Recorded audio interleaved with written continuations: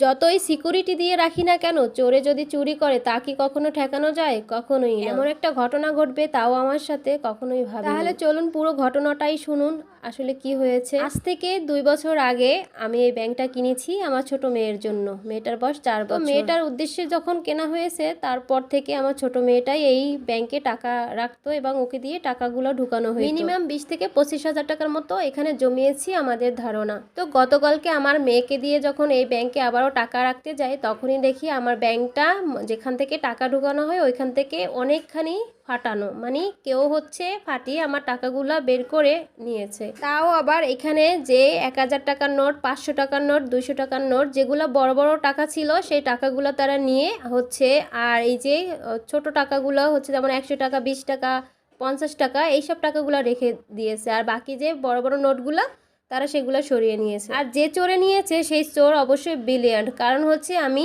Top floor থাকি, 5 তলায় থাকি, এখানে আসলে অনেক সিকিউরিটি, নিচে গেট থাকে তালা দেওয়া, তারপর আমার বাসায় আসতে হবে, গেট খুলতে হবে, তারপর আমি যেখানে রাখছি সেখান থেকে নিতে হবে। এরকম পর্যায়ে আমার বাসায় বাইরে কোনো লোকজন আসা যাওয়া করে না। সম্ভবত আমি জানি না, দেখি নাই আমি কাউকে, আমি বলতেও চাই না, তবে চোরে চুরি করছে এটা আমি বুঝতে পারছি। আর এটাও বুঝতেছি যে চোর নিয়েছে সে হচ্ছে পরিচিত চোর, সে জানে আমি এই ব্যাংকে টাকা জমাই এবং এই ব্যাংকটা কোথায় আছে। তবে যে এই কাজটা করছে আমি চাই আল্লাহ তার বিচার করুক। যাই হোক, কিছু আসলে বলার নাই, সব কিছুই তো আমি আমার পেজে শেয়ার করি, তাই আজকে আপনাদের বিষয়টা শেয়ার করলাম।